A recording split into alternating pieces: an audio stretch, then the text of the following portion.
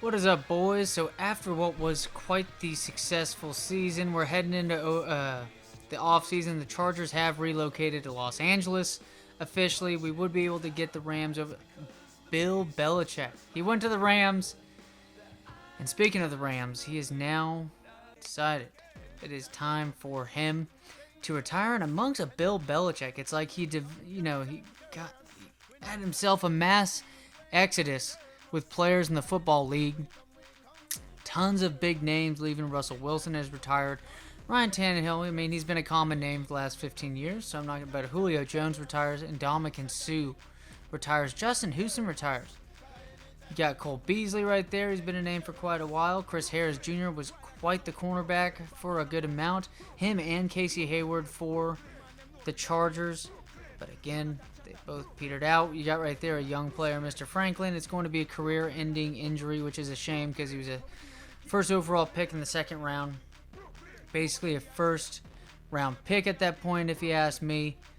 Especially the kind of guys, Creed Humphrey, we see it, a young center that's already become possibly the best center in all of football. That's how good Creed is. Man started all 4 years at OU. Don't give him shit about it. Man's just a beast. But you got True Font in there. Patrick Peterson. Joyner.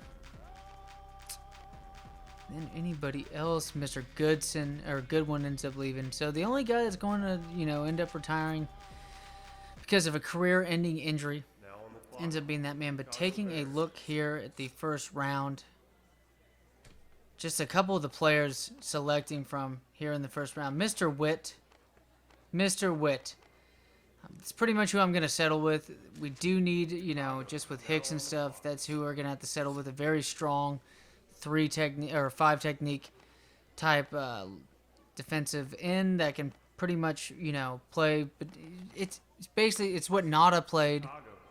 It's what Casey Hayward would play for the Pittsburgh Steelers. Just extremely strong human being who's athletic in a 3-4 defense that can just pretty much play the hybrid between a D tackle and a D end.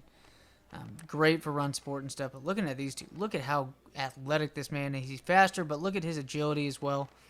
3.75 compared to the 3.9 something on this one.